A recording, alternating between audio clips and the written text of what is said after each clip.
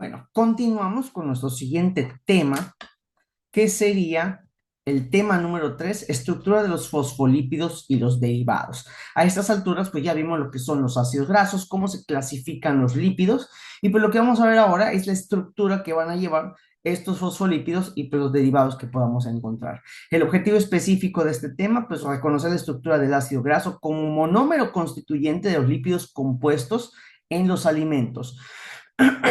Recordemos que los lípidos pueden ser simples o pueden ser compuestos. Es otra clasificación que se puede dar en algunos de los textos de bromatología de los alimentos, de química de alimentos, etcétera. Pero pues acuérdense que nosotros los definimos con el criterio de la saponificación en función del monómero del que están constituidos. Pues vamos a ver ahora cómo los fosfolípidos forman parte de esa clasificación y vamos a encontrar algunos derivados que pues todavía no entran dentro de esa clasificación, pero en algunos textos, algunos libros se clasifican como lípidos compuestos, ¿sí? Bueno, vamos a ver cuáles son los fosfolípidos. ¿Qué características tienen los fosfolípidos? Bueno, los fosfolípidos, por ser este grupo de lípidos, van a tener unos componentes básicos o particulares. Por ejemplo, van a poseer ácidos grasos, lo cual los clasifica como lípidos saponificables. Recuerda que el ácido graso es el monómero que constituye a los lípidos saponificables. Entonces, el ácido graso tiene que ser fundamental en este tipo de clasificación, ¿no? Número dos, van a poseer un alcohol principal, ¿sí? O sea, un alcohol al cual se tengan que esterificar o unir los ácidos grasos, no necesariamente tiene que ser con un éster, vamos a ver que pues, puede ser un enlace amida en el caso de la ceramida, pero pues un alcohol principal que lleva a cabo esa función, ¿no? Tercero, un grupo fosfato, de ahí el nombre fosfolípidos.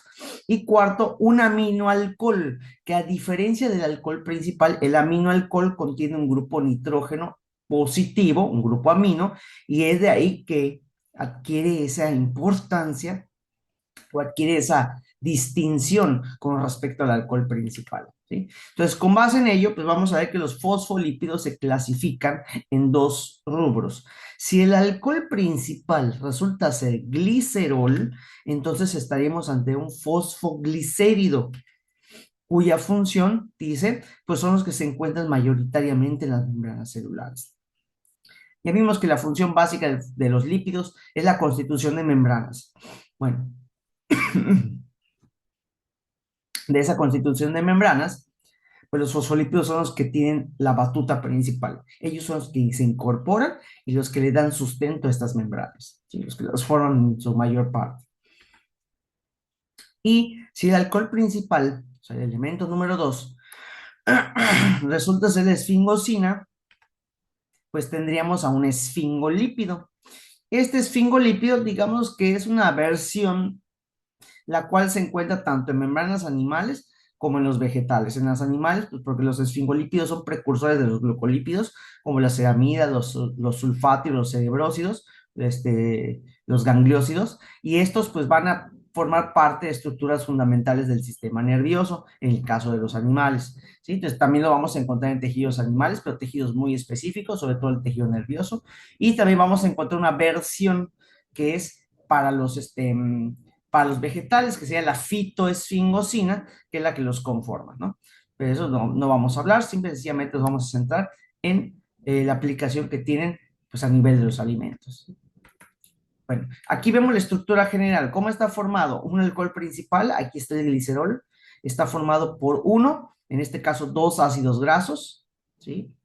Un grupo fosfato y un alcohol aminado o aminoalcohol. Ese es un fosfolípido del tipo fosfoglicérido. En los fosfoglicéridos, los ácidos grasos se unen al alcohol principal, o sea, el glicerol, aquí lo estamos observando, mediante enlaces ésteres, además de las esterificaciones del grupo fosfato y el aminoalcohol. O sea, el fosfato también se une por una esterificación. Acuérdate que la esterificación la vimos en el tema anterior, en la que se une un alcohol y un ácido. El ácido fosfórico y el alcohol se forma un éster, solamente que este es un éster de fosfato, ¿sí? Pero los tres son formaciones ésteres, nada más que estas dos con los ácidos grasos es a través de ácidos orgánicos, mientras que el fosfato pues viene de un ácido inorgánico, que es el ácido fosfórico, ¿sí? Y los esfingolípidos, pues vean que la esfingosina es un alcohol principal mucho más grande que el glicerol. El glicerol tiene tres carbonos únicamente, es un triol, mientras que la esfingosina pues es un alcohol modificado, es un compuesto químico muy modificado, mucho más grande que el glicerol. Se podría confundir incluso con un ácido graso, pero no, es el alcohol principal. ¿Sí? Entonces, en los esfingolípidos, el ácido graso se une al alcohol, a la estructura de la esfingosina, mediante un enlace amida, ¿sí? No lo hace mediante un enlace éster, lo hace mediante un enlace amida y por eso se le llama ceramida. Toda esa estructura se le va a llamar ceramida, junto con el éster de fosfato y el aminoalcohol. Observa que ambos son fosfolípidos, a pesar de que uno es fosfoglicérido y otro es esfingolípido, comparten la misma estructura. Un alcohol principal, que en el caso de los fosfoglicéridos es el glicerol, en el caso de los esfingolípidos es la esfingosina, ¿sí? Ácidos grasos, por ser saponificables, deben tener cuando menos un ácido graso. Vemos que los fosfoglicéridos tienen dos, la esfingosina, o los esfingolípidos tienen uno nada más, el grupo fosfato y el aminoalcohol, que estos se unen juntos, tanto el fosfato como el alcohol aminado se unen entre sí, y a su vez el fosfato se une mediante un enlace éster al alcohol principal, ya sea el glicerol o ya sea la esfingosina. Y observa la diferencia también que los ácidos grasos cuando se condensan con el glicerol lo hacen a través de enlaces ésteres, mientras que el ácido graso cuando se condensa la esfingosina, que es el alcohol grande, lo hace mediante un enlace amida, no lo hace mediante un enlace de fosfato. ¿Cuáles son los tipos de fosfoglicéridos que vamos a observar? Bueno, los fosfoglicéridos, como observamos, si regresamos a la estructura, pues vean que aquí si omitimos, o si yo llego a decir, ¿saben qué? Omitan mientras esto y esto, ¿qué me queda? Sí, vamos a marcarlo en color azul. ¿Qué me queda? Si yo omito esto, me queda toda esta estructura. ¿Estamos? Ahora, toda esta estructura, ¿qué es? Bueno, esta estructura, si ustedes se fijan muy bien, se parece a un diacilglicérido, un diglicérido, que es lo que vimos en los temas anteriores. No suena descabellado. De los diglicéridos podemos observar que existen dos vertientes. Desde el punto de vista metabólico, que es lo que vas a ver en bioquímica metabólica, cuando llegamos a este intermediario, existen dos vertientes o dos caminos a tomar mediante las vías metabólicas, que son la consolidación del triglicérido, o sea, que le coloquemos un ácido graso y se convierte en triglicérido para almacenar en tejido adiposo, o que se le peguen un grupo fosfato y un aminoalcohol y se convierta en un fosfoglicérido. Entonces, observa que desde el punto de vista metabólico existe esa ramificación para la biosíntesis de lípidos de membranas, que es lo que vas a ver en bioquímica metabólica, o ya habrás visto en bioquímica metabólica, y la formación o la consolidación del triglicérido. Entonces, por eso acá observamos que el ácido fosfatídico es el intermediario de estos fosfoglicéridos. Cuando yo al diacilglicérido, que sería sin esto, este es un diacilglicérido, glicerol y dos ácidos grasos, y aquí habría un alcohol. Aquí habría un OH, ¿no? Ahí está, este es el alcohol. Entonces, a ese diglicérido, cuando yo le pego el ácido fosfórico, el grupo fosfato, como lo quieras ver, ya se convierte en un ácido fosfatídico y es intermediario directo de los fosfolípidos de membrana, ¿sí? Pero fíjate que la estructura básica es la del diglicérido. Entonces, el diglicérido es un punto de ramificación en el metabolismo, porque del diglicérido puedo convertirlo en un triglicérido para almacenar la grasa o puedo convertirlo en un fosfoglicérido para la conformación de lípidos de membranas. En este caso, cuando al diglicérido se le pega el grupo fosfato, inmediatamente se convierte en un ácido fosfatídico, que es precursor inmediato de los fosfoglicéridos. Ahora, lo que falta para que esto se consolide como un fosfoglicérido es la colocación del aminoalcohol o el alcohol aminado, que debe ir aquí pegadito con el fosfato. Ahora, existen varios alcoholes aminados que pueden realizar una reacción con este fosfato para consolidar al fosfoglicérido. Entonces, veamos cuáles podrían ser.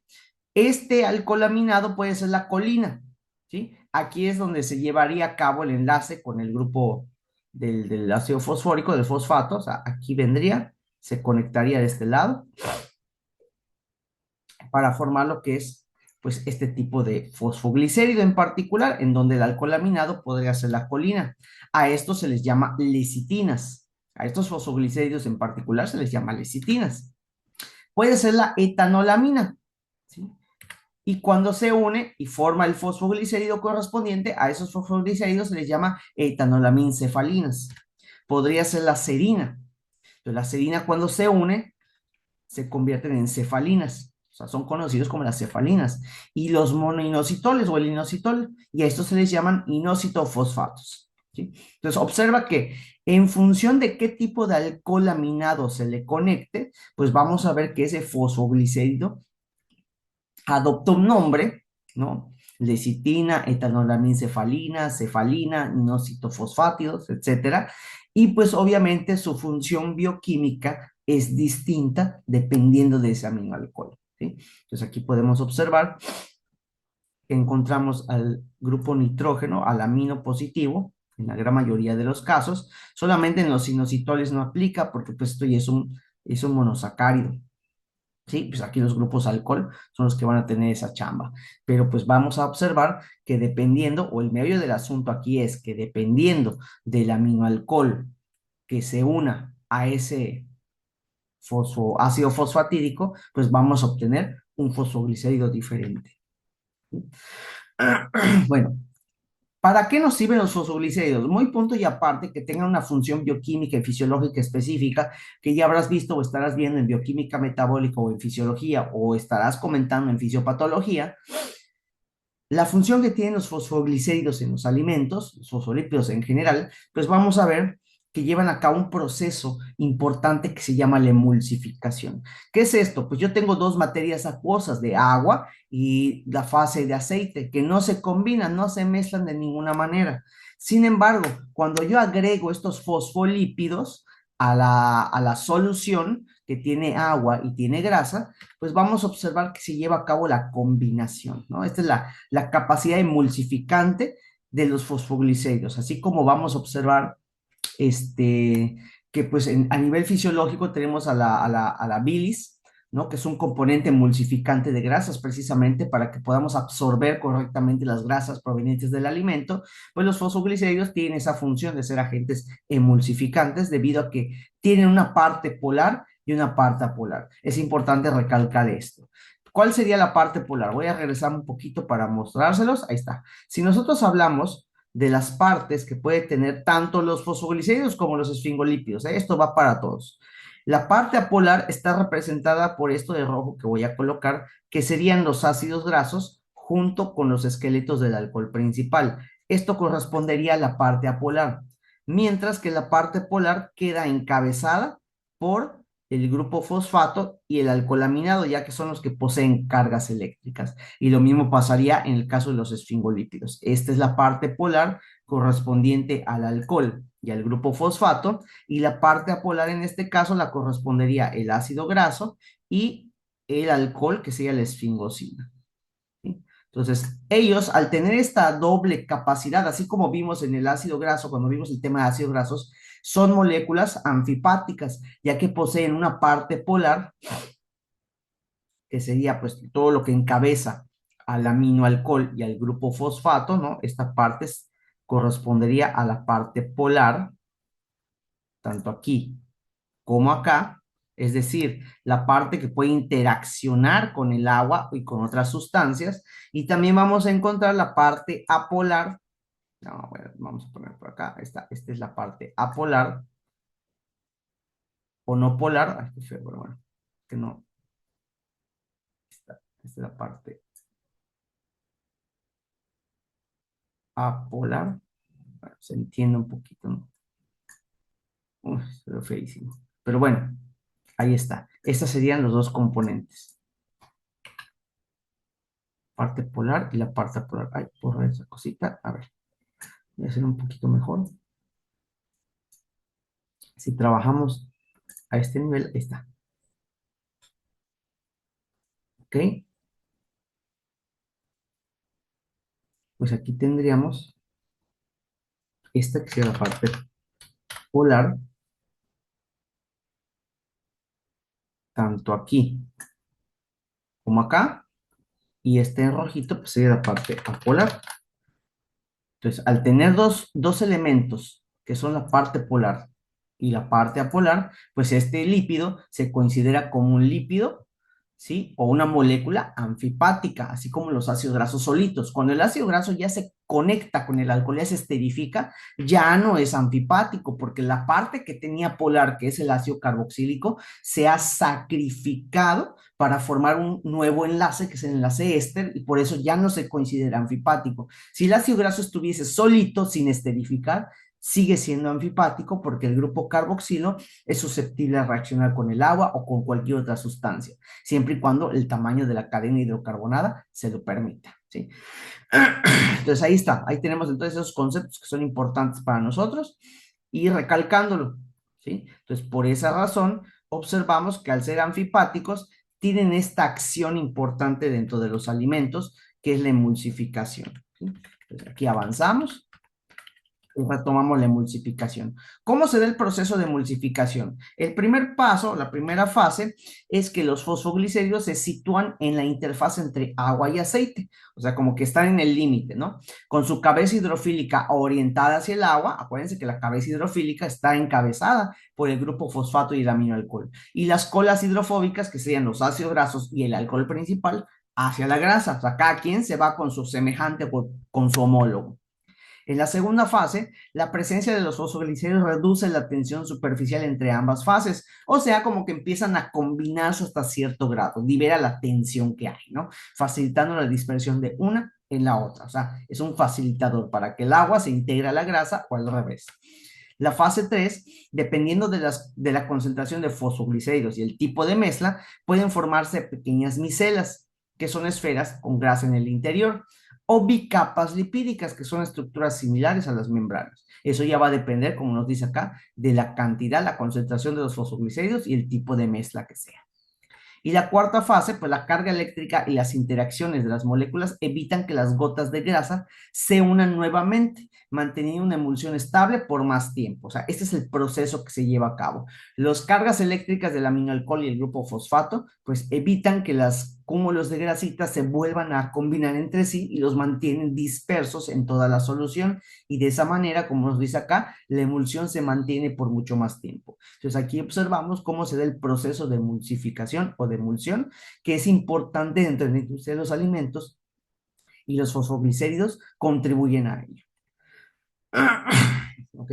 Ahora, observamos aquí, ahí está el fosfoglicérido, aquí tenemos al glicerol, los ácidos grasos que se unen mediante un enlace éster, vamos a marcarlos en color rojo para que se pueda ubicar. Aquí está el enlace éster de este ácido graso, que es un tipo de ácido graso saturado, y aquí encontramos otro enlace éster de un ácido graso que es monoinsaturado, de tipo cis. Aquí podemos observar que la geometría es de tipo cis, ¿sí? Aquí está el grupo fosfato y el aminoalcohol, que en este caso es la colina, ¿sí? Si bien es cierto que pueden ser varios fosfoglicéridos, la fosfatidilcolina, ¿sí? Es la más importante o la que más vamos a encontrar en los alimentos. Ahora, si hablamos de este tipo de fosfolípido, de fosfoglicérido, la fosfatidilcolina, la lecitina, pues la vamos a encontrar en el huevo, ¿sí? Específicamente en la yema, de 1.5 gramos a 2 gramos. Y esto es importante cuando se realizan la producción de mayonesas caseras, es importante una concentración adecuada de la yema, porque al tener este fosfolípido permite la emulsificación,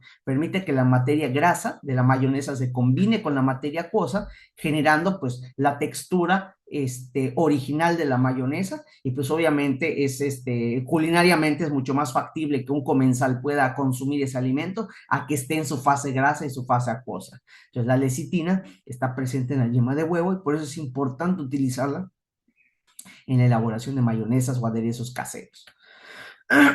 Podemos encontrar que pues, en algunos vegetales, como son las habas, encontramos de 1.5 gramos a 2 gramos, que es la misma característica. Esta viene siendo como la soya, ¿no? La lecitina de soya, de 1.5 gramos a 2 gramos, que es el mismo equivalente que la de huevo, ¿sí? Por eso se dice que tiene, en un momento se pensaba que la soya tenía un alto contenido proteico. Bueno, tiene proteínas similares, pero también un punto a favor que tiene la soya, a diferencia de otros vegetales, es que contiene lecitina, es un tipo de fosfoglicérido que ayuda a este proceso, ¿sí? Bueno, la carne de 1% a 2%, dependiendo la materia dependiendo de la masa de carne, ¿no? Si hablamos de 15 gramos, 20 gramos, 30 gramos, pues sacamos el 1%, 2%, entonces esa cantidad estará reflejada de este fosfolípido. La carne de pescado como la de salmón, igual del 1 al 3%, sube ligeramente el porcentaje, dependiendo pues el tipo de corte, dependiendo pues el tiempo que lleve en maduración, etcétera, ¿sí?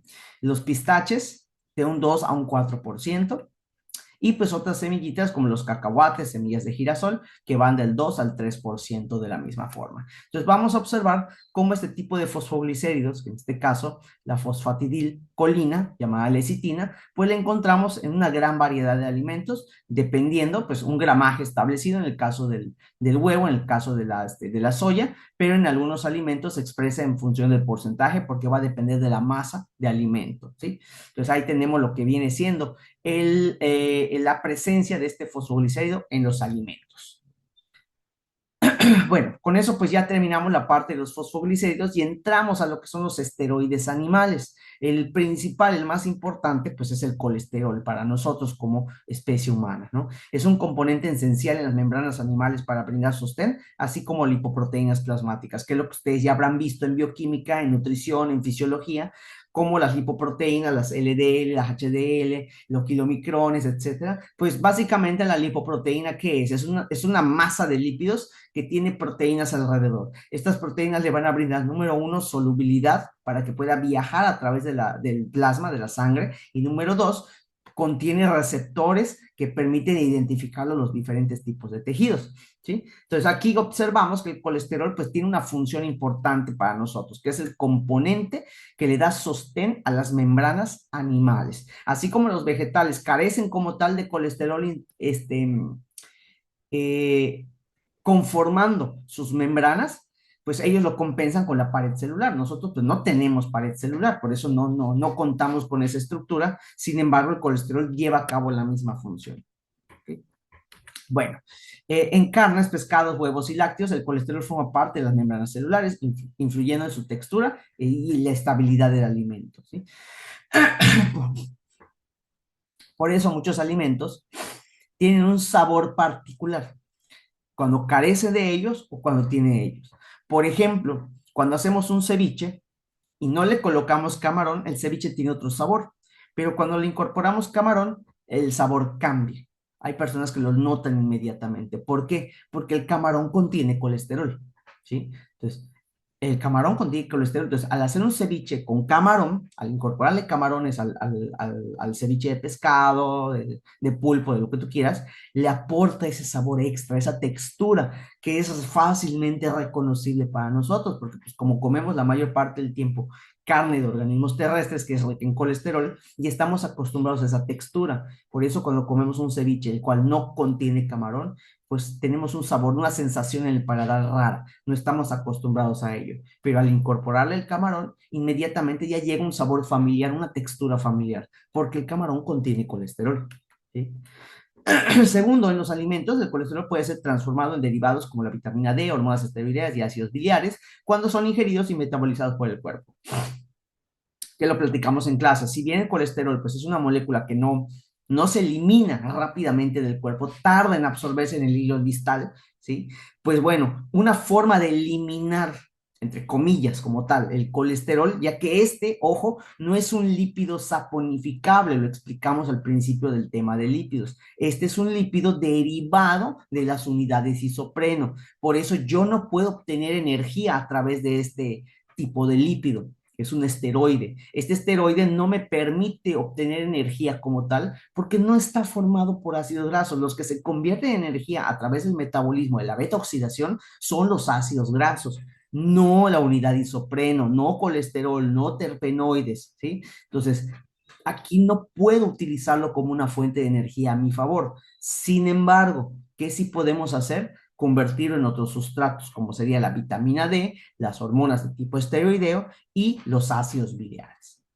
Que estos, junto con la bilirrubina y biliverdina, que son productos de descomposición del grupo M, van a permitir la conformación de la bilis por el hígado, porque el hígado es el que hace la bilis, y lo vamos a almacenar en la vesícula biliar hasta que cuando nosotros ingiramos un alimento rico en grasa, la bilis se estimula liberando, pero la vesícula biliar se estimula liberando bilis para que se pueda emulsificar la grasa y pues se repite el ciclo. ¿Ok? Entonces vamos a observar cómo el colesterol por sí mismo no es eliminado como tal, sino que lo transformamos en intermediarios un poquito más solubles antes de finalizar su ciclo en el cuerpo, pero tarda mucho. Por eso una persona con altos índices de colesterol, con hipercolesterolemia, es muy difícil, es muy tardado más bien que baje los niveles de colesterol endógeno porque hay demasiado. A esto hay que añadir, pues, la remoción de los alimentos que contengan de forma natural este colesterol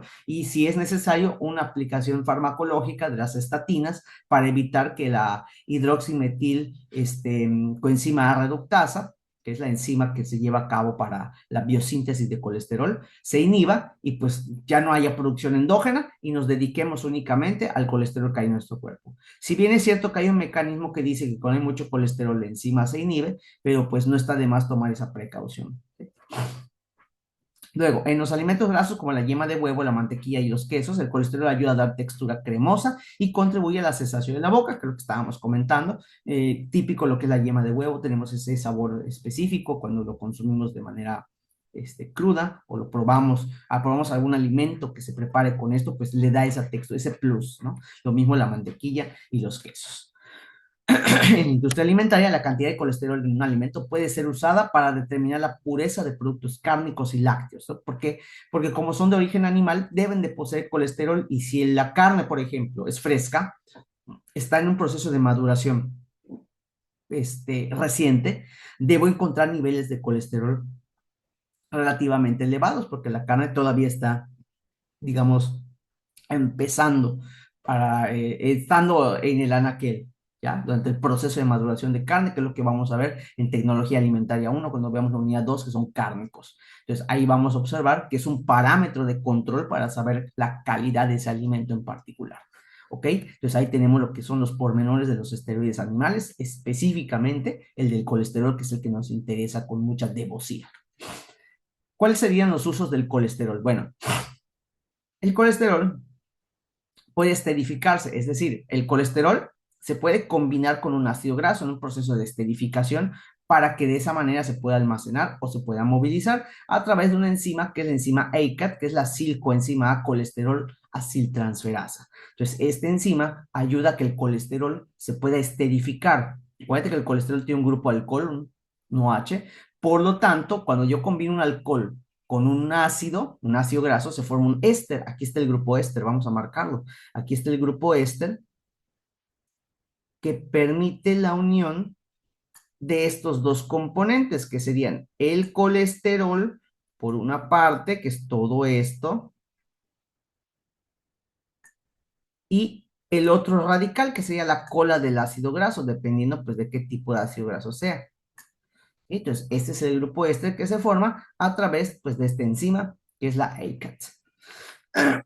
Bueno, el colesterol también se puede utilizar para la producción de vitamina D, en donde pues la acción de la luz detona fotorreacciones sensibles, la cual permite que se convierta en colecalciferol, la vitamina D3, y a nivel hepático pues pueda llevar a cabo su transformación a 25 hidroxivitamina D3 y el riñón pues de esa manera pueda volver a colocar otro grupo alcohol en la posición 1, por eso es 1,25, aquí es 25, perdón, no hay, 1,25 dihidroxivitamina D3, que regula los niveles de calcio en el cuerpo. Entonces, es muy importante el consumo tanto de la vitamina D exógena, vemos aquí, obtenemos de peces, carnes o algunos suplementos, que el hígado es capaz de procesar, tanto de vía endógena como de vía exógena. ¿Okay? Por esa razón, cuando lo platicamos en clase, pues ahorita lo comento de nuevo, los bebitos cuando recién nacen son blanquitos, ¿sí? Entonces nos dicen la enfermera, el doctor, sácalos al sol, que les dé tantito el sol. ¿Para qué? Para que activen la formación de su vitamina D3 endógena y de esta manera el hígado se acostumbre a la presencia de este nuevo nutriente y cuando lo consuma de vía exógena por alguna fórmula láctea, pues ya el hígado la reconozca y diga, ah, ok, es la vitamina D3, la puede absorber. De lo contrario, va a ser muy difícil, le va a caer muy pesado al bebito porque pues no se ha, su cuerpecito no identifica que es un nutriente y pues puede caerle pesado hasta que ya se vaya acostumbrando, pero nos va a costar, ¿no? Sobre todo al bebito le va a costar en su pancita, en su sistema digestivo lo va a resentir y va a tener esos pequeños coliquitos. ¿Sí? Entonces ahí observamos cómo la vitamina D3 es un precursor del colesterol, es la importancia del colesterol en la alimentación, ¿no? La producción de sales biliares. Ok, para que el colesterol lleve a cabo este proceso bioquímicamente es un chorro, hay un montón de reacciones que lo van a ver a detalle en bioquímica metabólica. La finalidad del curso de bromatología no es analizar las vías metabólicas, eso es para bioquímica metabólica, bioquímica estructural, lo habrán comentado, pero aquí lo que me interesa es que cómo el colesterol se transforma en este ácido, que es el ácido cólico, en donde pues aquí observamos un ácido carboxílico.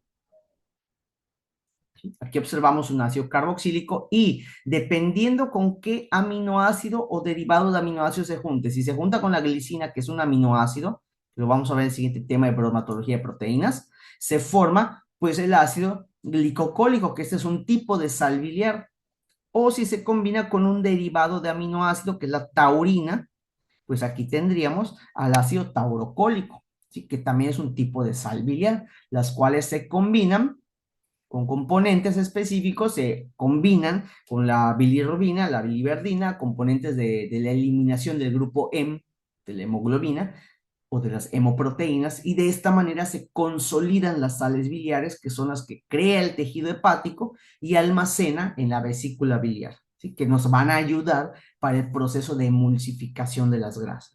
Entonces aquí observamos cómo se da el proceso de formación. Más que nada conocemos la estructura de las sales biliares, el ácido glicocólico y el ácido taurocólico, que vean que la estructura del colesterol se ha mantenido intacta. No la destruyo, no la rompo. ¿Por qué? Porque pues no es un ácido, no es un lípido de tipo saponificable. Mis enzimas son capaces de detectar los ácidos grasos, romperlos, unirlos, quemarlos en la beta-oxidación, pero esto no. Por esa razón, vean que el anillo de colesterol, el ciclopentano peridofenantreno, no se modifica en ningún momento. Se modifica la cadena, sí, esta cadena que tenemos acá se va modificando. Vean aquí cómo se acorta, se oxida, etcétera. Pero lo que es el anillo de colesterol como tal, en ningún momento se toca. Otra forma de que el colesterol nos sirva a nivel metabólico, pues es a través de la producción de las hormonas sexuales, como el estradiol. Esta hormona regula el desarrollo y mantenimiento de los caracteres sexuales femeninos y el ciclo menstrual. Entonces es muy importante que en la dieta de una señorita pues exista la presencia de colesterol. ¿Por qué? Porque de ahí vamos a producir el estradiol endógeno que va a ayudarnos a desarrollar los caracteres sexuales femeninos, caracteres sexuales secundarios femeninos y el ciclo menstrual. Muy importante el consumo de esta molécula. Si bien no en exceso, pero hay que tenerla en la dieta porque si no, no tenemos la producción natural de las hormonas y esto interrumpe el ciclo menstrual de las señoritas.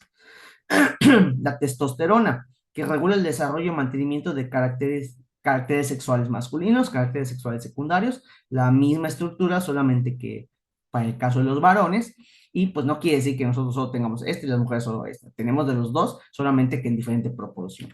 ¿Ya? El cortisol, que es conocida como la hormona del estrés, que igual la vamos a ver más adelante en tecnología alimentaria 1, porque lleva a cabo la liberación en situaciones de tensión o de peligro, ¿no? Esta hormona también nos ayuda para regular o para estresarnos hasta cierto punto y activar ciertas funciones celulares que son importantes para otros metabolismos y otras cositas que vamos a ver después.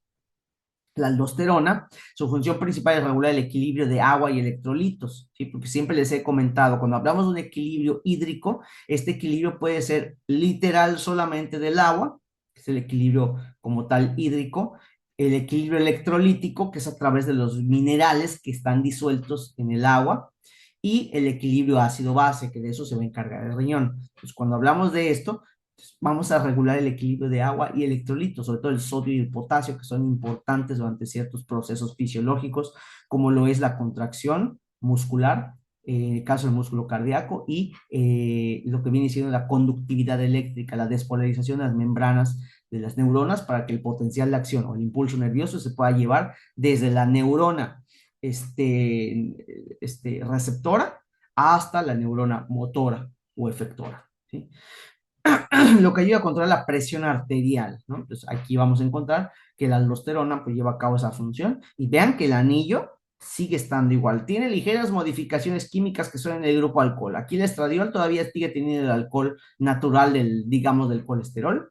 La testosterona, este alcohol ya se oxidó, este es un alcohol secundario, se oxida una acetona, por eso también una es una cetona. El cortisol también es un tipo de cetona. La aldosterona también es una cetona, ¿verdad? Porque tiene este componente acá. Aquí vemos un aldehído, aquí vemos, por ejemplo, un componente intermediario, el doble enlace. Hay ligeras modificaciones, pero en sí el anillo no se ha quebrado, no se ha roto. Ahí observamos cómo se producen ciertas hormonas sexuales para el desarrollo de nuestros cuerpos. Ok, vamos a ver qué pasa con el colesterol en el alimento. Bueno, ya que vimos la importancia del colesterol, ¿en dónde está presente? Yema de huevo, 186 miligramos a 200 miligramos, una fuente de colesterol importante. En las vísceras, como es el hígado, 350 miligramos a 380. Esto va a depender del tipo de hígado, del tipo de animal. No es lo mismo el hígado de cerdo, el hígado de res, el hígado de cordero. Cada uno tiene diferentes variantes, pero en general de 350 a 380 miligramos. Otro tipo de vísceras, como son los riñones, de 300 miligramos a 350, igual dependiendo del tipo de animal.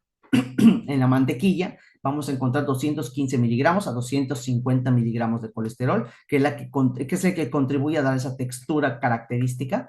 En la leche de 10 miligramos a 15 miligramos, relativamente poco. Y en los camarones langostinos, que vamos a encontrar de 150 miligramos a 200 miligramos. Pues vean que el contenido de camarón, el contenido de colesterol en los camarones o langostinos, pues vamos a ver que es muy elevado, que es lo que le aporta ese sabor y esa textura a los ceviches que preparamos, a los que le incorporamos camarón. Cuando no le incorporamos camarón, pues sentimos como que algo le falta, ¿no? Es que este ceviche le pide algo, lo pide, le dicen, ¿no? Porque pues el camarón o los langostinos tiene un aporte significativo de colesterol que le brinda esa textura característica al ceviche y pues puedes meterle lo que sea, otro tipo de pescados y demás, pero si tiene camarón, identificamos esa textura agradable al paladar. Perdón. ¿Qué de esto? Vamos a hablar en tecnología alimentaria uno. Cuando entremos a la unidad 3, que son pescados y mariscos, les vamos a hablar un poquito más acerca de la composición química de este tipo de alimentos. Bueno, con eso terminamos el tema 3 y entramos al tema 4, que son las reacciones químicas de los ácidos grasos y sus derivados. A estos momentos ya conocemos lo que son los ácidos grasos simples, los acilglicéridos, las ceras, fosfoglicéridos, que son los que interesan en los alimentos, y el colesterol. Vamos a entrar a lo que son las reacciones que experimentan los ácidos grasos y sus derivados, ya que son motivo de muchos procesos de enranciamiento de las grasas y muchos procesos que si no son adecuados o si no se trabajan de una manera específica, pueden provocar un deterioro del alimento y dejemos el deterioro, que pueden producir sustancias químicas que a largo plazo pueden condicionarnos a algún malestar y en casos muy extremos, pues alguna fisiopatología, ¿no? Nuestro objetivo específico es conocer las reacciones químicas que experimentan los ácidos grasos y sus derivados en los alimentos. Entonces vemos aquí la parte de introducción. ¿Cómo definimos este tipo de reacciones? Bueno, pues son reacciones químicas en la que los lípidos cambian negativamente su valor nutricional en los alimentos. Pues vamos a ver que ciertos procesos de preparación, ciertos procesos en los cuales interviene oxígeno u otras cosas, pueden provocar la pérdida del valor nutricional de estas grasas. Que si, por ejemplo, como he mencionado siempre, si tú vienes y empiezas a fritar en tu cocina con aceites vegetales, los aceites vegetales llegan muy rápido a su punto de humo, lo cual hace que haya este impacto negativo. Vaporizamos los ácidos grasos esenciales, los omegas, y ya prácticamente estamos consumiendo aceite de carro. Ya el valor nutricional que tenía ese aceite se perdió porque llegaste al punto de humo, te tardaste cocinando y ya se fueron, chao, bye. Y ya no tienes esos componentes que lo hacían nutritivo, ya no hay. Solamente estás consumiendo aceite de carro. ¿sí? Entonces, por esa razón vamos a identificar cuáles son estas reacciones y pues la importancia que tienen dentro de la nutrición humana. ¿Cuáles son los tipos de reacciones que experimentarán los lípidos, las cuales vamos a ver en este curso? Las más importantes, porque si hablamos de reacciones hay un chorro, pero aquí únicamente me voy a enfocar en las más importantes dentro de los alimentos, que son la de deterioro del alimento, que le llamamos rancidez, y este deterioro puede ser por medio de un proceso llamado lipólisis o rancidez hidrolítica, y la autooxidación o rancidez oxidativa. Entonces, cuando hablamos de rancidez, es el deterioro de la grasa, que puede ser de manera hidrolítica, llamada lipólisis, o de manera oxidativa, llamada pues, autooxidación.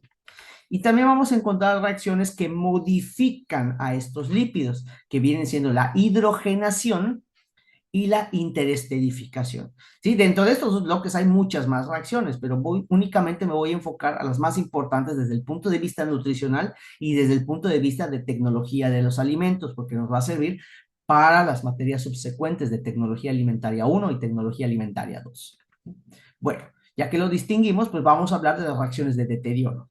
La lipólisis son reacciones en donde se hidrolizan los enlaces ésteres de los lípidos saponificables. Recuerda, lípidos saponificables, aquellos que contienen ácidos grasos. Entonces, solamente ellos son susceptibles a lipólisis. Colesterol, los terpenoides, no se les hace lipólisis porque no hay ácidos grasos. Por ende, no existe el proceso de romper alguna esterificación porque no hay ácidos grasos. ¿Sí? Y aquí lo observamos, cómo tenemos a un triglicérido el cual pues tienes el glicerol y los tres ácidos grasos, que lo vimos en los temas anteriores, y con la acción del agua podemos llevar a cabo la ruptura de estos enlaces éster. Mira, acá puedo romper, acá puedo romper, acá puedo romper, se liberan los ácidos grasos, aquí están, y obtenemos al alcohol principal, que sería el glicerol. Ahora, este proceso se puede llevar a cabo mediante un tratamiento enzimático, es decir, hay enzimas que se encargan de esto a nivel celular, a nivel fisiológico, a nivel histológico, que son las lipasas. La lipasa de lipoproteína, la lipasa pancreática, en los bebitos hay lipasas salivales, o sea, todas las versiones, la lipasa lipoproteína que está en los capilares, que ayuda a eliminar ¿cómo se llama? La lipemia absortiva. O sea, esto es a nivel bioquímico, ya que una enzima es la que cataliza este proceso. ¿Sí? Pues se puede ser una rancidez hidrolítica a través de un tratamiento enzimático, a través de un grupo de enzimas que se llaman lipasas. Y también puede ser un tratamiento en condiciones extremas. ¿Cuáles son estas condiciones extremas? Pues calor. ¿Sí? O sea, yo caliento demasiado, que es lo que sucede cuando hacemos cocción con aceites vegetales. Calentamos demasiado y esto propicia a la liberación, además de que el deterioro de estos ácidos grasos de origen vegetal tipo insaturado se llega muy rápido, bueno, los triglicéridos que llegan a ver se pueden romper mediante esta acción térmica invasiva, ¿no? Porque es demasiado, condiciones muy extremas de calor. Ahí observamos que la rancidez de este tipo de lípidos se da a través de un mecanismo enzimático o un mecanismo que no es enzimático, simple y sencillamente con el calor. Muy bien, vamos a ver cómo se da la lipólisis en los alimentos. En la maduración de los quesos, pues es importante el proceso de lipólisis, lo que son los quesos como el Roquefort, parmesano y el cheddar. Pues ahí vamos a ver que la lipólisis contribuye a darles textura y el perfil de sabores en su maduración. Así como vamos a ver más adelante, que el caso de la carne tiene un proceso de maduración, los quesos también tienen un proceso de maduración en la cual la lipólisis controlada es importante porque brinda un perfil de aromas, un perfil de sabores que son pues llamativos para los comensales. Entonces, en este punto, la lipólisis en este tipo de alimentos es permitida siempre y cuando sea controlada. ¿Sí? En la carne cruda y los embutidos, como jamón serrano y el salami, pastrami, etcétera, la degradación de grasas genera compuestos volátiles que afectan el aroma de la carne. ¿Ya? Entonces aquí, siempre y cuando sea controlada, vamos a liberar componentes que le den un aroma característico, pero cuando ya se hace de una manera desmesurada, el aroma que experimentan las carnes y los embutidos ya no es de gusto del comensal, y pues ya prácticamente no lo consume.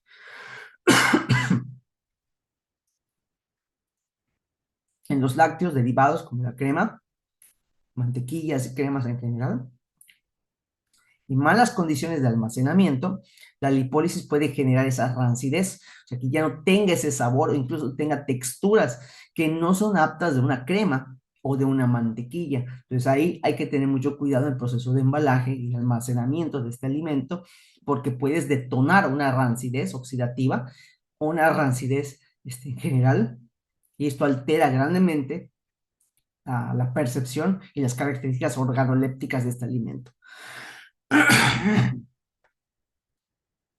En aceites y grasas. Si no se les almacena adecuadamente, los ácidos grasos liberados pueden generar sabores desagradables, por lo que acabamos de comentar, ¿no? Y sobre todo, si es un ácido graso insaturado, pues más todavía. Entonces hay que tener mucho cuidado en el almacenamiento de estos aceites y grasas, porque los ácidos grasos contenidos pues, pueden llevar a ese punto. Bien, entonces ahora hablamos de la autooxidación, que es otro tipo de rancidez, solamente que esta es rancidez oxidativa. Es una reacción que ocurre mediante una reacción de propagación de cadena de radicales libres. Ok, este tipo de reacciones en cadena se da cuando se producen a cada rato este tipo de sustancias que se llaman radicales libres. Un radical libre, pues es una sustancia química que necesita o tiene un electrón desapareado y lo que va a buscar es estabilizarse, llegar a su octeto, a su ley de especies isoelectrónicas para estar estable. Ahora, el detalle es de que este radical libre no discrimina entre quién sí y quién no. Así que el radical libre lo único que va a hacer es atacar a quien sea con tal de secuestrar un electrón y él estar estable. Pero al momento de que el radical libre, por ejemplo, ataca un lípido, un ácido graso, el radical libre se estabiliza, pero el ácido graso ahora se convierte en un nuevo radical libre y mucho más grande, porque si comparamos a un radical libre como el ion superóxido, el oxígeno singlete, ¿sí? Que son moléculas relativamente pequeñitas, pues un ácido graso es una molécula mucho más grande. Entonces ya tengo un radical libre más grande que puede interferir con ciertas estructuras celulares y a esto se le llama envejecimiento celular. La producción de radicales libres deteriora tanto la célula que llega un proceso de envejecimiento, ¿sí? En la que a partir de los ácidos grasos y el oxígeno se van formando peróxidos e hidroperóxidos, que también se clasifican como especies reactivas de oxígeno, ¿sí? Como radicales libres, que son los que van a llevar a cabo estos procesos de envejecimiento celular. Cierto consumo de alimentos como grasas en periodo de rancidez o ciertos elementos como alcohol y tabaco pueden provocar la liberación de radicales libres y esto afecta directamente a la salud celular. Por eso vemos que una persona que fuma mucho o que toma mucho se aparenta mayor edad. ¿Sí? Se ve más desgastado desde el punto de vista físico. ¿Por qué? Porque está produciendo demasiados radicales libres y estos están llevando a cabo un envejecimiento celular de una manera desmesurada. ¿Sí? Entonces aquí observamos cómo se da el proceso de autooxidación en la cual pues el ácido graso, mediante ciertas estrategias, con la presencia de oxígeno, pues va a llevar a cabo la producción de componentes de tipo aldehídico, ¿sí? De tipo peróxido, de tipo ácido carboxílico, componentes muy oxidados. ¿Por qué? Pues estamos agregando oxígeno, pero esto deteriora más adelante, ¿sí? ¿Cuál es el mecanismo de reacción? Bueno, lo que viene siendo la formación de radical, observamos acá. Yo tengo aquí un componente que sería un lípido insaturado y aquí tengo un radical libre, que este es el radical hidroxilo. Los radicales libres se producen por acción normal de la respiración. O sea, el hecho de que seamos organismos aerobios y respiremos oxígeno, el oxígeno es nuestro sanador y nuestro verdugo al mismo tiempo, porque el oxígeno normalmente tiene que irse a la cadena de transporte para que se convierta en agua y forme parte del agua celular, ¿sí? Del agua producto del metabolismo, que ya lo vimos en bromatología del agua. Pero ¿qué sucede muchas veces? Que el oxígeno se combina prematuramente con los electrones de la cadena de transporte, generando algo que se llaman especies reactivas de oxígeno, eros o ROS. Estas eros o ROS, especies reactivas de oxígeno, son radicales que atacan a cualquier elemento de las células, carbohidratos, lípidos o incluso el propio ADN. Por esa razón debemos de neutralizarlos. Entonces, mira cómo este radical, ese radical hidróxido producido por ese proceso, se combina con un lípido insaturado. A ellos les encantan los lípidos insaturados porque al haber dobles enlaces, acá hay una densidad de electrones muy elevada. que ya habrás visto en química general o en química orgánica, y si no, pues te lo comento. Cuando tenemos dobles enlaces o triples enlaces, hay nubes electrónicas debido a los enlaces pi. Entonces, esto llama la atención del radical, porque acuérdate que el radical tiene un electrón desapareado. El que quiere electrones. Entonces, cuando ve un doble enlace, dice, wow, aquí hay un electrón que puedo secuestrar para estabilizarme.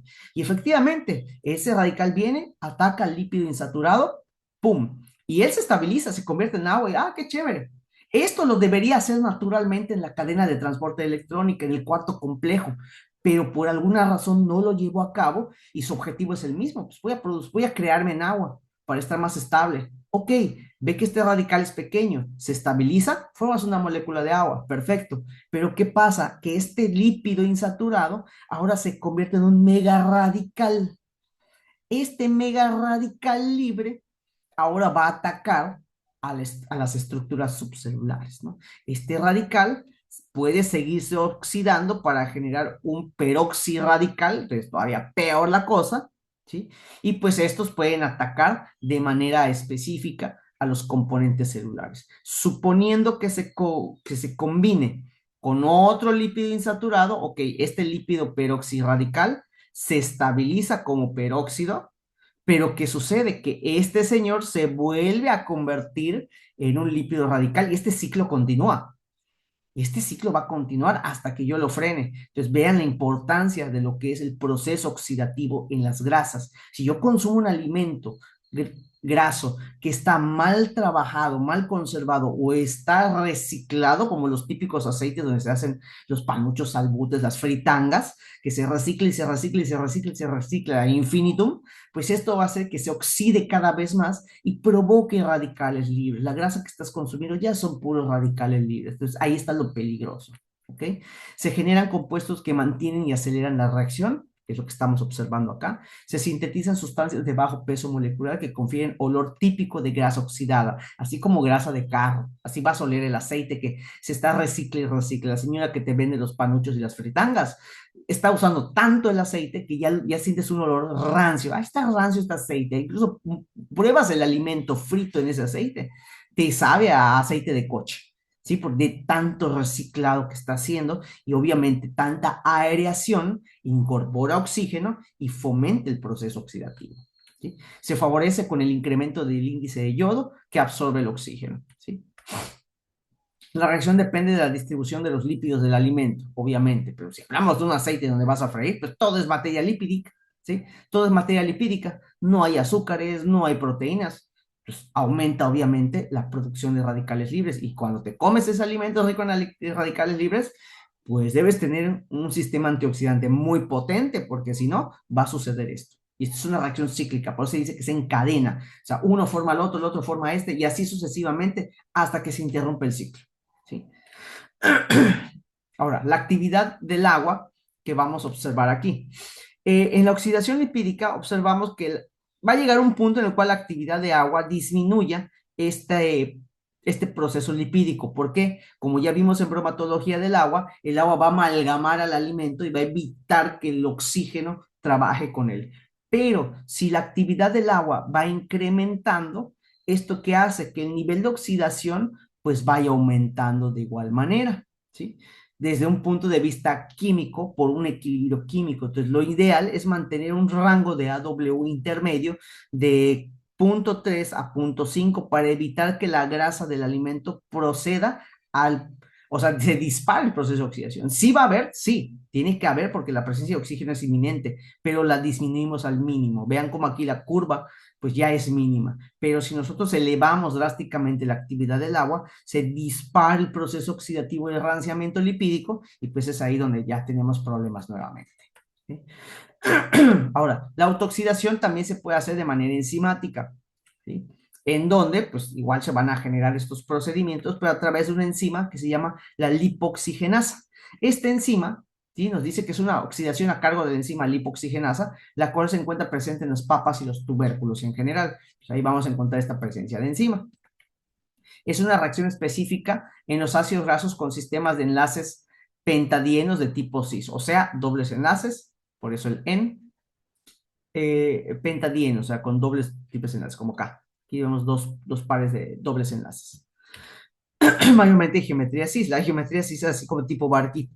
La geometría trans es así, mira. Esta es la geometría trans, aquí lo podemos ejemplificar. Esta es una geometría de tipo trans, mientras que esta es una geometría de tipo cis, la que parece como el casco de un barquito. Cuando dibujabas un barquito en la primaria, así dibujabas el casquito, pues ese es un tipo cis. Entonces, ahí se va a dar esa conjugación y la enzima puede llevar a cabo esta autooxidación de manera bioquímica, ¿verdad? ¿Por qué? Porque aquí la enzima es la que lleva a cabo este proceso. Entonces, también es importante observar que ciertos alimentos, como cuáles, papas y tubérculos, tienen esta enzima que puede llevar a cabo el proceso de autooxidación. A eso súmale que cortas la papa y le empiezas a freír en aceite vegetal para colmo, estás llenando tu cuerpo de radicales libres. Lamento decirte que estás llenando tu cuerpo de radicales libres, porque el propio aceite con el que cocinas, que es aceite vegetal, ¡pum! Acción térmica, y ya está, llegas al punto de humo. La papa, de por sí tiene este enzima que va a autooxidar. Y si le agregas calor, híjole, esto se revienta. Entonces, una gran cantidad de radicales libres estás consumiendo cuando fritas estos alimentos y sobre todo cuando los fritas con aceite vegetal. ¿Qué factores influyen para este proceso? Bueno, vamos a observar que los promotores de la autooxidación pues son las temperaturas altas, como acabamos de ver. Los metales como el cobre, el hierro, que son catalizadores de este proceso de manera no enzimática. Peróxidos de grasas oxidadas, como ya vimos en la autooxidación. La lipoxidasa, entonces enzimas, y es una autooxidación enzimática. La presión de oxígeno, ¿por qué? Porque la cantidad de oxígeno va a estimular la oxidación, ¿sí? La luz ultravioleta, la luz azul, ¿por qué? Porque esta luz ultravioleta es radiación que fotoexcita las moléculas y las hace propensas a reaccionar más rápido con el oxígeno. Entonces, ahí tenemos un problema. Por eso, la mayoría de los aceititos vegetales, si tú te compras tu aceite de oliva, por ejemplo, que es el que es el más peligroso, ¿cómo es el tipo de envase del aceite de oliva? ¿Te acuerdas? Ya lo has comprado, lo has visto en los estantes de las cadenas de supermercados. ¿Te acuerdas de qué color es el aceite de oliva? No creas que le ponen ese color, ¿no? ¿Verdad? Verde, como que verde intenso, ¿sí? No creas que le ponen ese color nada más porque, para que se vea bonito, para que vean que es aceite de oliva. No, el aceite de oliva es muy fotosensible. Entonces, si la luz le pega directamente, lo oxidas y ya prácticamente estás consumiendo puros radicales libres. Por eso la estrategia es que el envase esté opaco, o tenga un color muy fuerte, para que así la radiación ultravioleta o la luz azul no los autooxiden y pues generen radicales libres. Pero fíjate cómo nosotros tal vez de una manera equivocada hemos visto de que, no, pues como es el aceite de oliva, que es el más bonito de todos los aceites que puede existir, lo ponen de color verde para que le dé ese plus. Es un aceite vegetal, pues eso no, porque es fotosensible a la luz ultravioleta y a la luz azul. Entonces, cuidado, cuidado con los consumos de este tipo de aceites.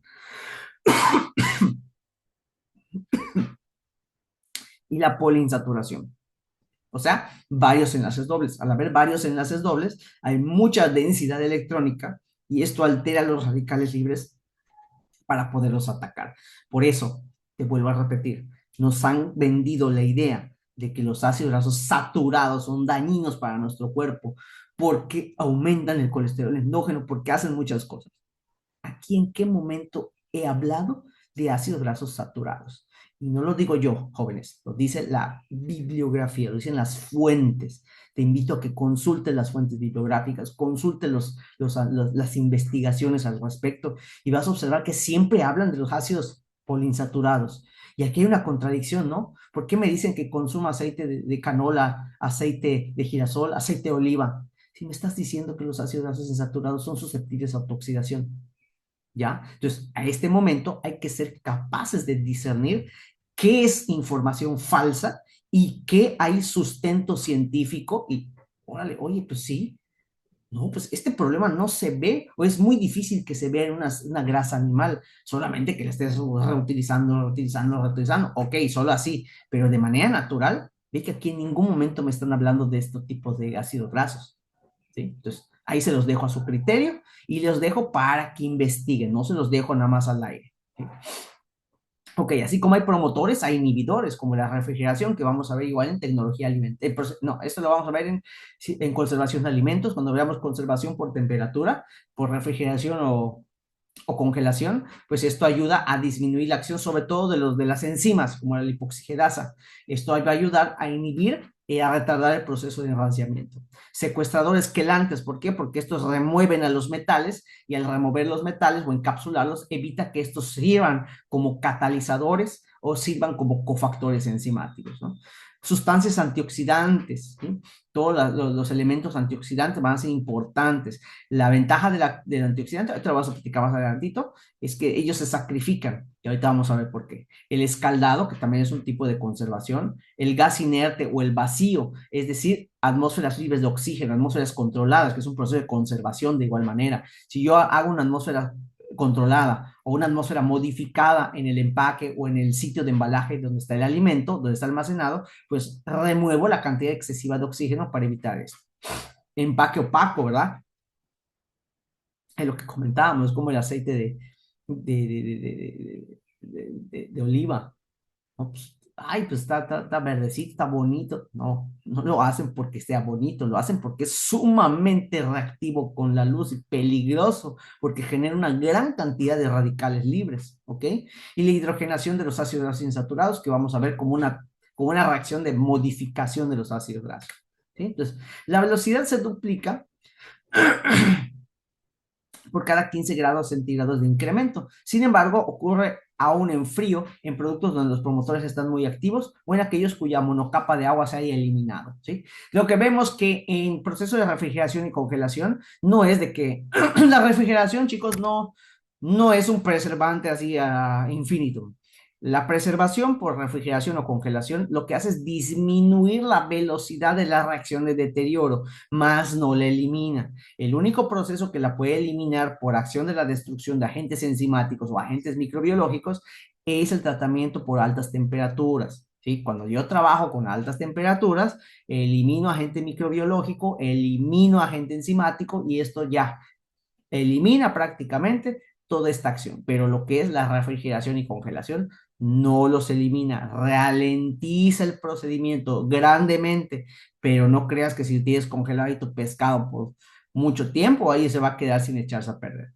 No lo vas a percibir porque pues el congelador oculta los olores de la cadaverina, de la putrescina, pero cuando tú cocines ese alimento, va a empezar a soltar ese sabor, ese aroma ha echado a perder y ahí te vas a dar cuenta que el alimento ya se echó a perder. De tanto tiempo que lo dejaste en congelación, pues la congelación ralentiza, no elimina, entonces se va a dar el proceso de deterioro, pero de una manera más lenta. No es para que te lo consumas de aquí a 7 años, a 3 años, o sea, tú congelas porque vas a consumirlo a más tardar en 3 días. Va, perfecto. Pero si ya pasa mucho tiempo en el congelador y luego dices, pues tengo aquí este filetito de pescado, voy a cocinarlo, si empieza a salir el olor a echado a perder, ya no sirve. Ya tiras al gatito, tiras al perrito de la calle, porque no te va a servir, sobre todo las carnes de pescado que son altamente perecederas, que es lo que vamos a ver en tecnología alimentaria. Pues ahí están los factores de influencia. Bueno, uno de los elementos son los antioxidantes. Tú ya debes de conocer los antioxidantes, ya te los han platicado, te los han comentado, te los han chismeado en clase. Pues bueno, el antioxidante tiene una función, que es inhibir o restar el proceso de autooxidación captando los radicales libres. El antioxidante se sacrifica. ¿A qué me refiero con esto? El antioxidante es un elemento que él va a sacrificarse para que la especie reactiva no ataque un componente celular, no ataque un ácido graso, no ataque un carbohidrato, no ataque el ADN, él se sacrifica. Y tú me dirás, oye maestro, pues el radical se estabiliza, pero este antioxidante no se convierte en otro radical. No, porque este antioxidante, su estructura química es capaz de autorregenerarse o de evitar que él mismo se convierta en un radical. Y de esta manera cortamos el ciclo. Porque ya viste que el ciclo forma un radical, luego se estabiliza, luego formas otro radical y así sucesivamente. Entonces el antioxidante cuando entra rompe el ciclo. ¿Por qué? Porque él sí es cierto, se convierte parcialmente en un radical, pero estos tienen la característica de tener enlaces dobles conjugados que permite, por una acción química que se llama acción de resonancia, estabilizar su estructura química y evitar que ellos se conviertan en radicales. Entonces ahí viene la importancia del consumo de estos antioxidantes. ¿Cómo se clasifican? Bueno, hay antioxidantes que se clasifican con base a la transferencia de hidrógenos, ¿sí? Que esto se les conoce como Hydrogen Atom Transfer o HAT, la HAT, ¿no? Los de transferencia de un solo electrón, que es el Single Electron Transfer, que es el SET, con sus abreviaturas en inglés, y los que sirven de quelación para metales de transición, ¿no? Que son los Transition Metal Chelation, que es el TMC. Entonces, estos tres tipos son los antioxidantes en función de su mecanismo de reacción, cómo van a estabilizar o cómo van a llevar a cabo ese proceso contra los radicales. Nosotros vamos a observar, o la gran mayoría de los antioxidantes que se presentan de manera natural, pues hacen un proceso de transferencia de hidrógeno, son del tipo HAT, el tipo HAT. Entonces vamos a observar cómo se lleva a cabo este mecanismo de los antioxidantes hacia la materia grasa próxima a oxidarse o el radical libre que estaría a punto de atacar a esa materia grasa. ¿Okay? Entonces aquí observamos que tenemos nuestro antioxidante y tenemos al radical libre. Entonces este radical, por acción normal, se estabiliza, pero nos genera este nuevo radical, ¿no?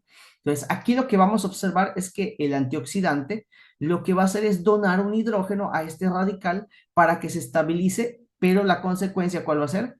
Que él se convierte en un radical. Sin embargo, todos los antioxidantes, o la gran mayoría de ellos, cumplen con esta estructura, mira, cumplen con anillos de tipo aromático, los cuales van a ayudar a estabilizar a este propio radical para que no se propague la reacción, porque no tendría sentido. O sea, si ese se estabiliza y se forma otro radical, pues no tendría sentido porque este detonaría otra reacción. Sin embargo, debido a su conformación química, que es a través de grupos aromáticos, esto va a permitir la estabilización de este radical producto de un antioxidante.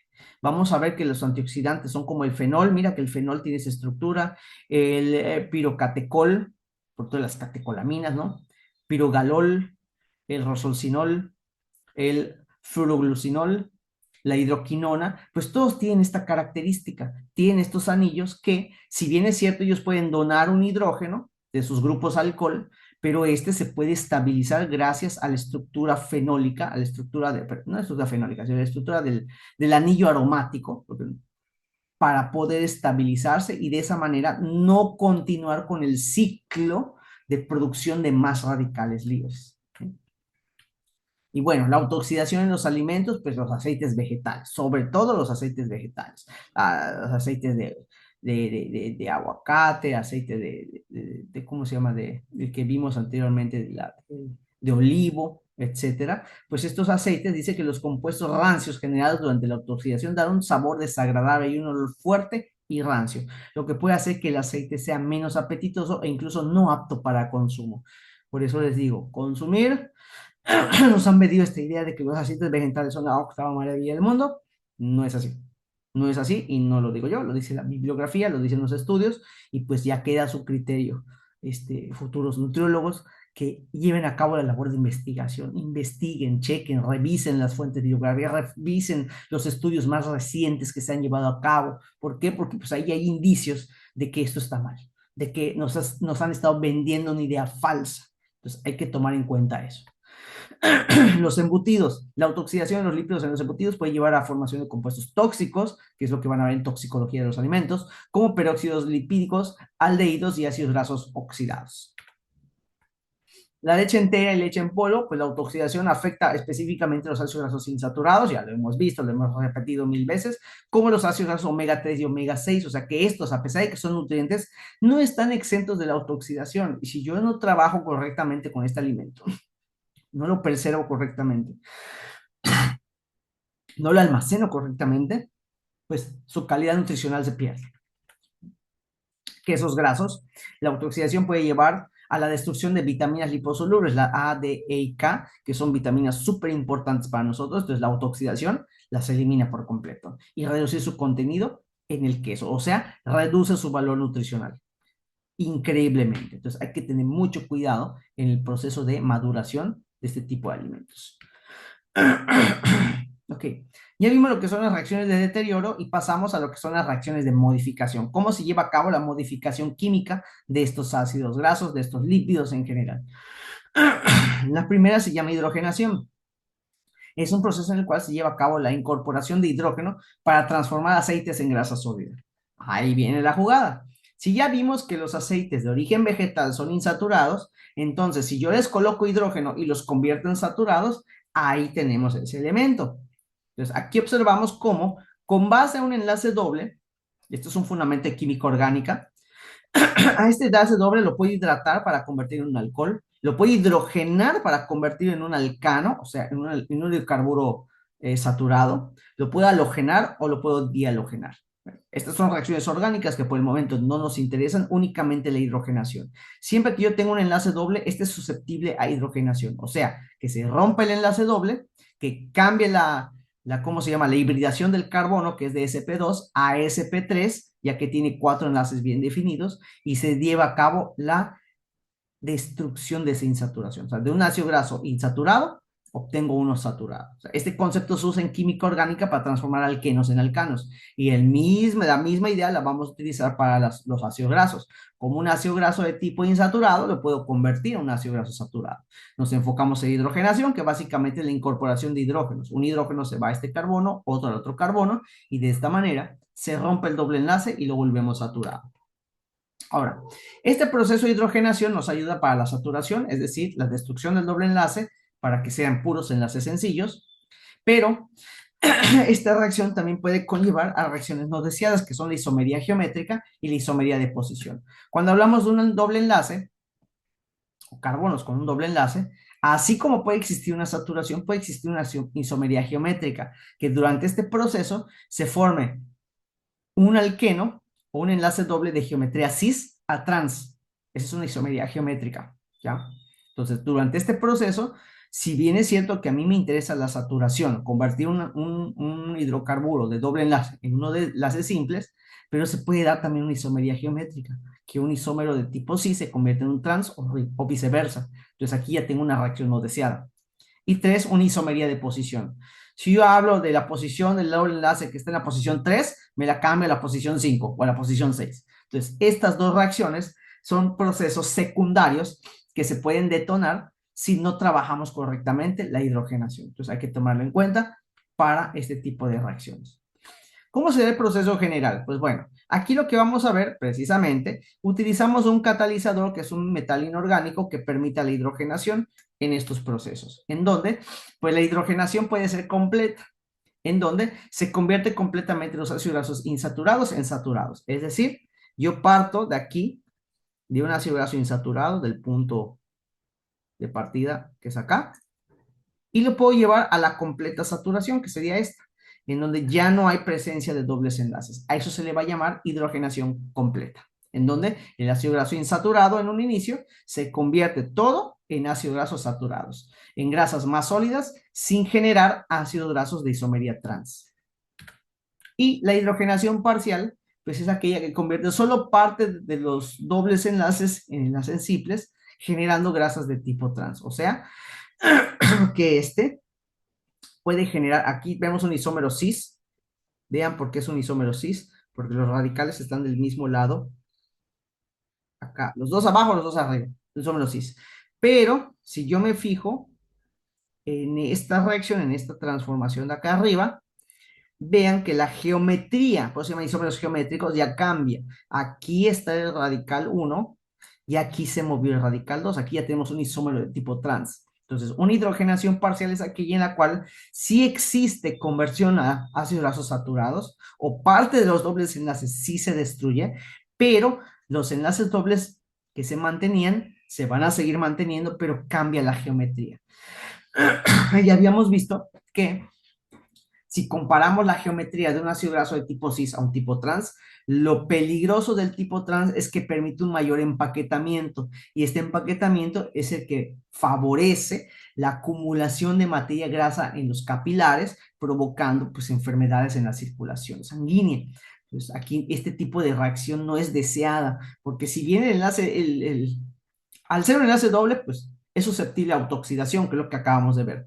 Pero La geometría cis, a diferencia de la trans, como es más voluminosa, más voluptuosa, no permite un empaquetamiento y hasta cierto punto es mucho más benéfico el hecho de que sea un isómero cis a un trans. Sin embargo, al ser un isómero cis y tener un doble enlace, pues es susceptible a ataque oxidativo, que es lo que vimos anteriormente. Entonces vamos a comprender que existen estos dos procesos. La hidrogenación completa, que es lo ideal, lo que se espera, que toda la materia de ácido graso insaturado se convierta en todos saturados sin hacer geometría, sin hacer isómeros geométricos, sin que el isómero cis se convierta en el trans. Pero también puede haber una hidrogenación parcial en la cual exista conversión de ese doble enlace a enlaces sencillos, sí, pero ciertos enlaces dobles lo único que van a hacer es cambiar su posición geométrica de posición cis a posición trans. Entonces hay que tomar en cuenta esto durante el proceso de hidrogenación y es por eso que las grasas hidrogenadas pueden tener ese pequeño detalle.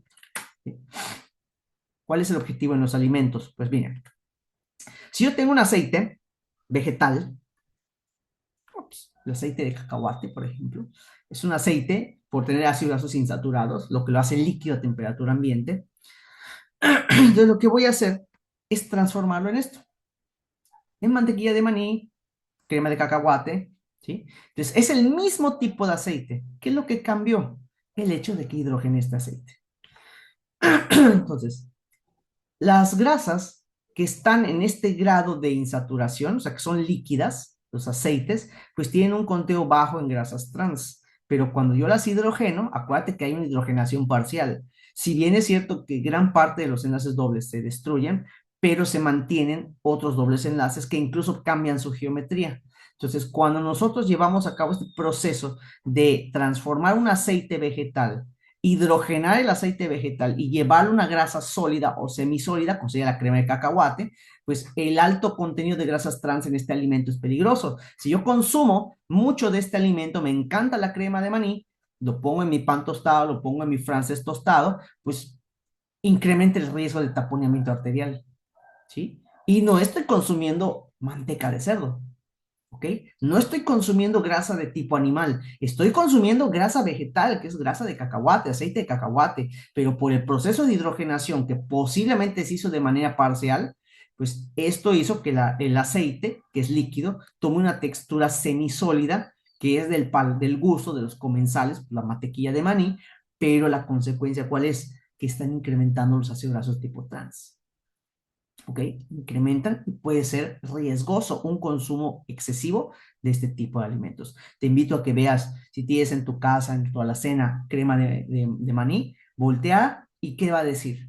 Grasas hidrogenadas, aceites hidrogenados. Se está haciendo este proceso. Entonces ten mucho cuidado en abusar de ese tipo de alimentos. Date tu gustito, sí, pero ten en cuenta que esto es un proceso que durante la reacción de hidrogenación se crean las grasas trans, que son las que pueden provocar problemas cardiovasculares a largo plazo.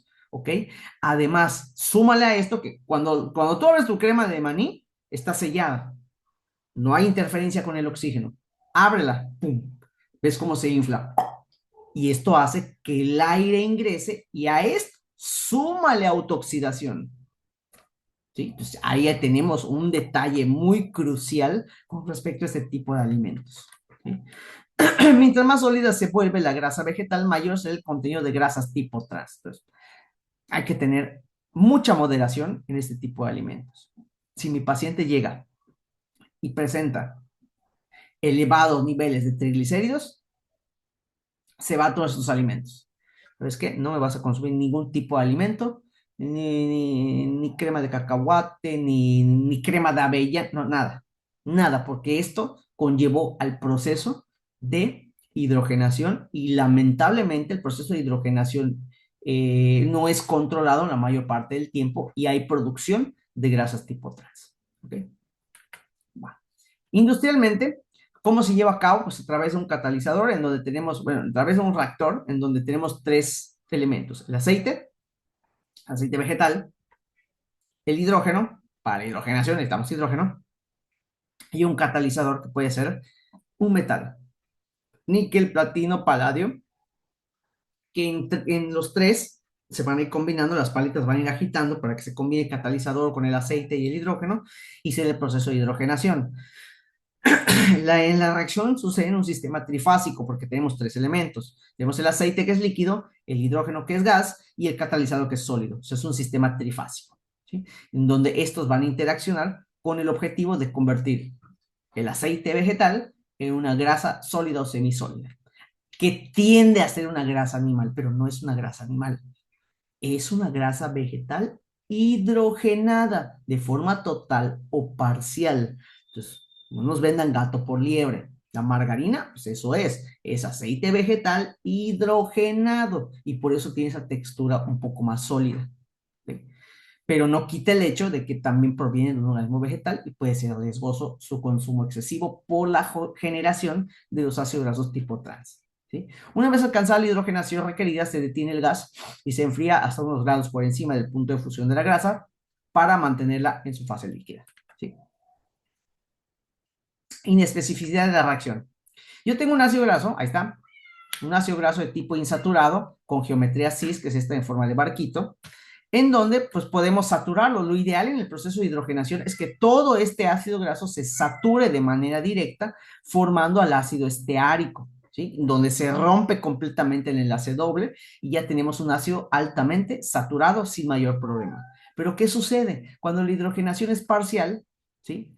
Obtenemos al ácido eliádico, en donde pues es el isómero geométrico del ácido oleico. El ácido oleico tiene una geometría cis, pero el ácido eliádico tiene una geometría trans. Y este es un subproducto o un producto no deseado del proceso de hidrogenación. Y es por eso que todos los aceites vegetales, cuando se someten a hidrogenación, pues existe esta posibilidad, ¿no? Que se genere el producto esperado, sí, pero también va a haber producción de isómeros geométricos, en donde el isómero cis se convierte en isómero trans, y esto a largo plazo, el consumo de ese alimento con alto contenido de grasas trans puede provocar enfermedades cardiovasculares a largo plazo. ¿Cómo se mide? Pues mediante el índice de yodo, ¿sí? El índice de yodo es un proceso que es exotérmico, o sea, libera energía, e incrementa 1,6 grados centígrados por unidad de reducción de índice de yodo, o sea, va a haber una liberación de energía, se va a calentar. La medición del avance se hace con el índice de refracción, que depende de las dobles ligaduras. El doble enlace tiene una característica muy, muy curiosa en química orgánica, que este doble enlace, como es densidad electrónica, son electrones que se están moviendo a velocidades impresionantes, para resumir y no entrar tanto en detalle. Esto hace que tengan una capacidad para poder eh, desviar la luz, absorberla o fragmentarla. Entonces, esto es lo que nosotros medimos con el índice de yodo, porque el yodo, como es fluorescente, bajo ciertas condiciones, nos puede ayudar a identificar estos movimientos. ¿Sí? La velocidad relativa de la hidrogenación de los ácidos grasos de acuerdo con su insaturación. O sea, si tiene más insaturaciones o menos insaturaciones. Pero aquí observamos cómo, por ejemplo, el ácido linoleico va disminuyendo y va incrementando la cantidad de los ácidos grasos de ese estilo, ¿no? El ácido linoleico, pues es un ácido graso que presenta este grado de doblez insaturado, ¿sí?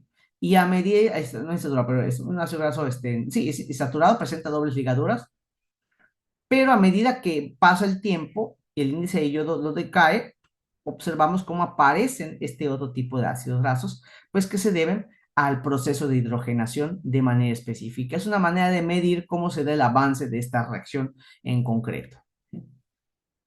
La hidrogenación y los alimentos, ¿no? Las margarinas, mantecas vegetales, que comentábamos, pues también tienen un grado de ¿cómo se llama? De hidrogenación. Se hidrogenan aceites líquidos como el de soya, palma o de girasol para obtener productos sólidos o semisólidos, y no, ya vimos dónde es el problema, cuál es el principal detalle. En panadería y repostería, galletas, pasteles, bizcochos, donas, hojaldras y croissants contienen grasas parcialmente hidrogenadas para mejorar la textura y aumentar el proceso de conservación. Así que el consumo de las galletitas, de las donitas, del cuernito en la mañana con el café, que si el pancito con el chocolate, que si el pastelito en la tarde o en la noche, pues bueno, igual, moderar el consumo de este tipo de alimentos porque ellos contienen este tipo de grasas parcialmente hidrogenadas para darle cierta textura y ciertas propiedades organolépticas. Los snacks y procesados, como las papas fritas, las palomitas de microondas, ¿sí? Galletas saladas y bollería industrial, suelen contener grasas hidrogenadas para evitar el enranciamiento y mejorar la crocancia. Entonces, Lo mismo, si consumimos un montón de papas fritas y nos vamos a ciertas cadenas de hamburguesas y lo pedimos y lo acompañan con esto, ¿sí? Porque ayuda a mantener perfiles de sabor. Y si a mí me encanta quedarme en casa viendo mi plataforma, mi anime favorito, mi película favorita, mi serie favorita, y le echo un montón de palomitas, pues mucho cuidado. El consumo de esto a largo plazo es lo que va a detonar taponamiento arterial o enfermedades cardiovasculares. Chocolates y confitería, chocolates, dulcecitos, etcétera. Algunos chocolates comerciales y golosinas usan grasas hidrogenadas en lugar de manteca de cacao para reducir costos y mejorar la estabilidad. Y de ahí vienen los precios del chocolate, que lo vamos a ver en tecnología alimentaria 2 cuando veamos tecnología de chocolate. Vamos a observar que los precios del chocolate varían en función si tienen cacao o no tienen cacao, porque el cacao es el que le da esa sustancia grasosa característica del chocolate, pero muchas veces para reducir los costos y sobre todo por la producción de cacao, pues se usan grasas hidrogenadas que te aportan la misma sensación. Entonces, en costo-beneficio, para la empresa, pues mucho más barato, pero a nivel salud impacta mucho más. Implicaciones nutricionales. ¿Qué implicaciones nutricionales tenemos? Bueno, la producción de ácidos grasos trans por la hidrogenación promueve el incremento de las lipoproteínas de baja densidad, las LDL, y disminuye las HDL, lo cual, pues, a nivel de salud, pues sí, implica un riesgo específico porque esto a largo plazo va a ayudar a fomentar el aumento de colesterol endógeno y por ende desarrollar cierto tipo de enfermedades.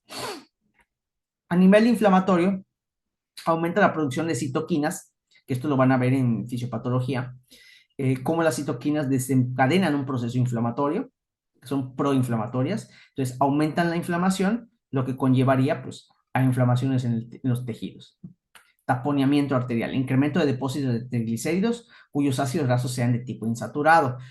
Al ser muchos ácidos grasos de tipo trans, estos, pues a no utilizarlos como energía inmediata, inmediatamente los vamos a llevar a la lipogénesis para transformarlos en triglicéridos y almacenarlos en tejido adiposo.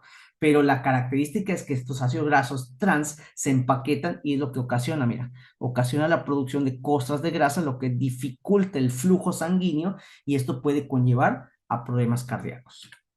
Obviamente está relacionado con las enfermedades o las cardiopatías que pueden tener sus pacientes debido pues a un consumo de qué. No porque se consume una torta de cochinita al día, sino porque estamos consumiendo alimentos demasiado procesados por grasas hidrogenadas, las cuales forman los isómeros trans, que estos son más susceptibles de pegarse a los capilares y provocar este problema de circulación, además de llevar a cabo problemas cardiopáticos. ¿Sí? Entonces hay que tomarlo en cuenta, muy, muy en cuenta. ¿Sí? Siempre de reacciones de modificación, pues ya acabamos con la hidrogenación y pasamos con la interesterificación, que es un proceso que consiste en la modificación de la ubicación de los restos de ácidos grasos de los ésteres de glicerol. Bueno, aquí observamos que en la interesterificación tenemos un triglicérido y un glicerol, lo que va a fomentar pues es la creación de otro tipo de acilglicéridos, como un monoglicérido y un diglicérido. Lo único que hicimos, por ejemplo, acá, vamos a observar, fue la remoción de este ácido graso que colocamos, no, no es este, el abajito, este acá. Quitamos, o sea, removimos este ácido graso para que se pegue aquí y formamos un monoglicérido. Y los otros dos ácidos grasos se mantienen en su estructura. O sea, este de acá, son los mismos que se mantienen aquí. Entonces, a partir de un triglicérido, pudimos obtener un monoglicérido y un diglicérido, que en la industria de alimentos, recordemos que estos tienen ciertas propiedades en los alimentos, y a través de los triglicéridos podemos realizar esta interespecificación para formar monoglicéridos y diglicéridos que van a contribuir o van a aportar perfiles específicos a los alimentos. ¿Cómo se llevan a cabo las distribuciones? Las distribuciones se llevan a cabo a través de una formulita en donde pues vamos a ver que X representará los triglicéridos reactivos, o sea, los que van a llevar a cabo el proceso de interesterificación. N pues son los triglicéridos interesterificados, o sea, aquellos a los que le rompí el ácido graso y lo pegué en el otro. Eso es la interesterificación. Y podemos tener un ejemplo en donde nos dice que proporcionemos el proceso matemático para interesterificar a la tripalmitina, o sea, un triglicérido con ácido palmítico, tres ácidos palmíticos, y la trioleína con el ácido oleico, que son ácidos grasos, son triglicéridos simples. ¿Ya? ¿Cuáles son los datos? Pues poseemos la cantidad de triglicéridos que van a reaccionar, que son dos, la tripalmitina y la trioleína. N, pues es lo que nos piden, el número de interespecificaciones. ¿Qué fórmula? Pues la misma que tenemos aquí arribita. ¿Cómo sustituimos? Pues ahí está. 2 al cuadrado más 2 al cubo. ¿Por qué? Porque son dos ácidos grasos, son dos triglicéridos que se van a interesterificar. Esto nos daría, pues 2 al cuadrado son 4, 2 al cubo son 8, 4 más 8 son 12 y 2 entre 2 nos daría a 6. Entonces hay 6 interesterificaciones que se pueden dar cuando se combinan este triglicérido, que es la tripalmitina, con la trioleína. ¿Y cómo lo vemos? Pues ahí está, miren, aquí tenemos al lípido tripalmitina, esta P pues representa el ácido palmítico, no va a poner toda la cadena porque no me va a dar en la diapositiva, que combinamos con la trioleína, o sea, con el triglicérido formado conectado con el ácido oleico. Entonces, lo que nos dijo la teoría matemática es que se deben formar 6 estructuras y aquí las tenemos. Este es el primer ordenamiento en el cual el primer ácido graso es la oleína, palmitina, palmitina. Siguiente, palmitina, oleína, palmitina, palmitina, oleína, oleína y oleína, palmitina, oleína. Entonces, aquí tenemos 4 más las 2 originales, ya son las 6 distribuciones de interesterificación que se pueden dar. Entre estos se pueden dar estos arreglos de interesterificación que obtuvimos matemáticamente por la fórmula anterior. Entonces observa cómo se lleva a cabo este procedimiento de una manera más eficiente y concreta. ¿Cuál es el objetivo principal de la interesterificación? ¿Ok?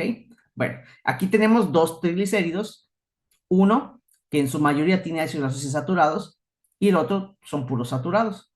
Al interesterificar obtenemos dos que contienen, pues ya son parte mixta. Vean que los dos primeros ácidos grasos son saturados, o sea, el primero y el tercero son ácidos grasos saturados y el segundo es un ácido graso de tipo insaturado, poliinsaturado, tiene tres dobles enlaces.